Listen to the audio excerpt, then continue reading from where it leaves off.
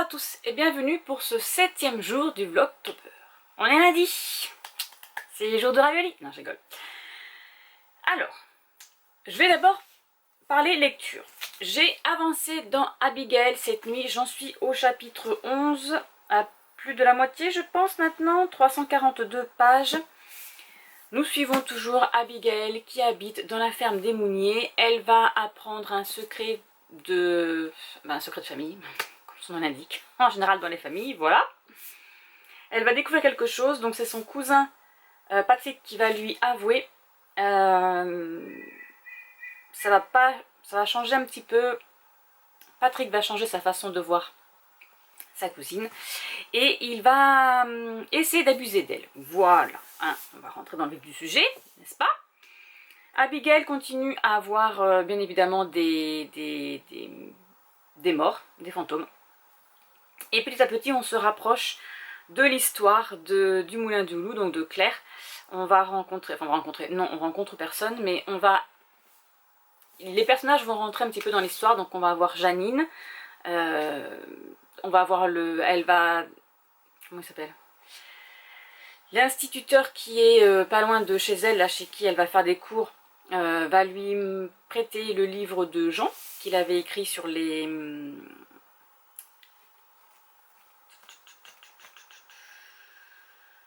enfants des pénitenciers, je crois.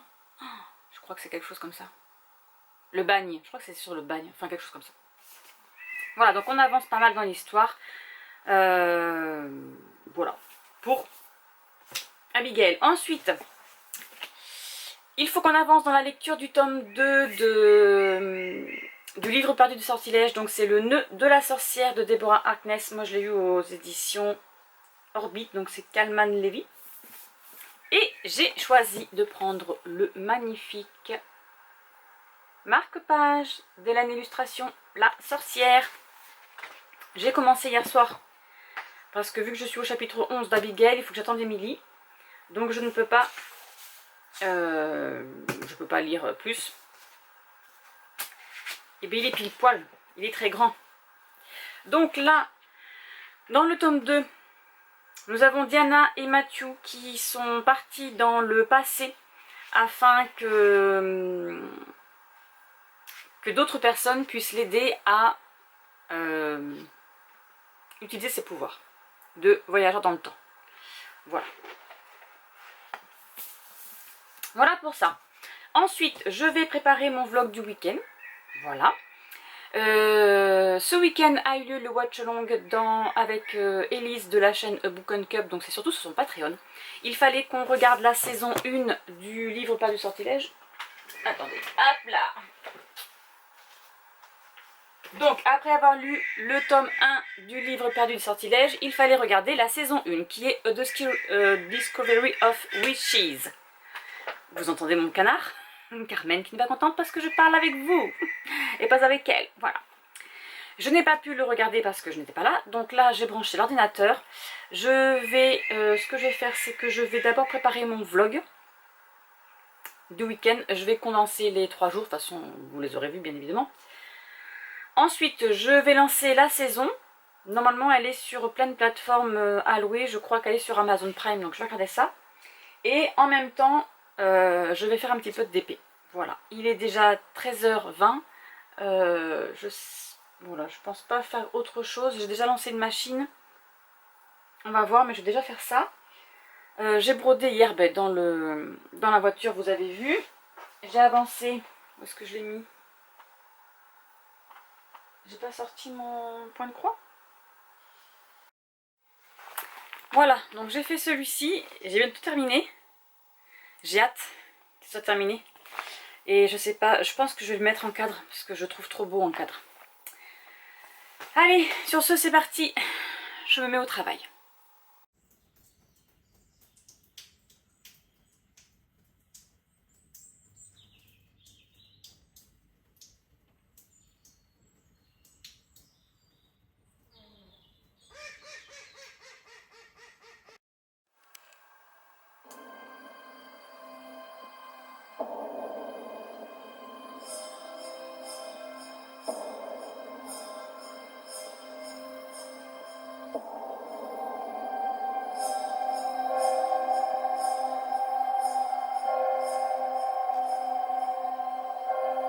Autrefois, le monde était plein de créatures merveilleuses.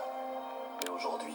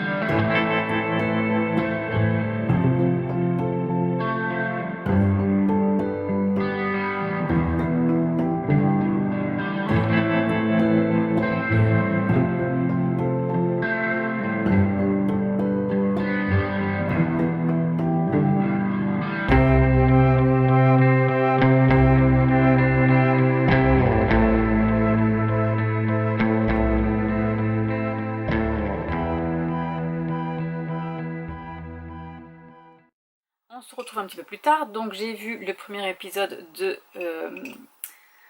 la série A Discovery of Witches. Ça c'est la saison 2. Alors, pour le moment il n'y a pas trop d'incohérences. Voilà. On suit bien Diana Bishop qui est professeur en alchimie. Alors pas professeur, elle fait des recherches. Voilà. Elle est à l'université, donc là elle est à Londres, à la bibliothèque. Mince, elle a un nom particulier cette bibliothèque. Bref. Et elle récupère un livre ancien, un genre de grimoire, c'est l'Ashmole, qui est sur l'alchimie. Et en fait elle va tomber sur un livre qui est protégé par un sort, sauf qu'elle va le débloquer ce sort sans faire exprès. Et elle ne sait pas pourquoi. Et elle va découvrir des choses sur ce livre.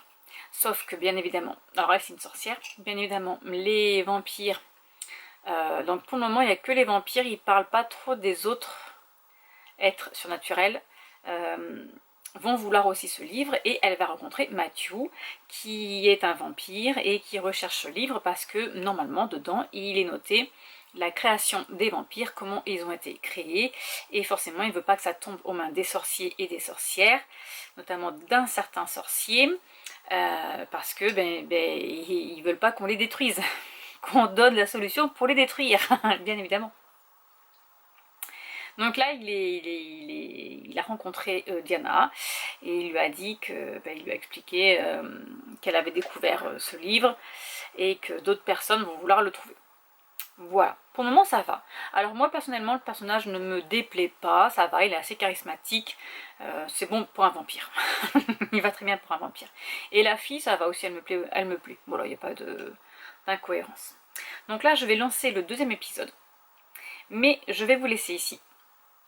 Alors forcément ça va être un tout petit vlogtober parce que je n'ai pas fait grand chose aujourd'hui. Voilà. Mais demain je suis de repos toute la journée et j'ai un programme assez chargé. Donc sur ce je vous laisse. Je vous souhaite une bonne soirée et je vous dis à demain.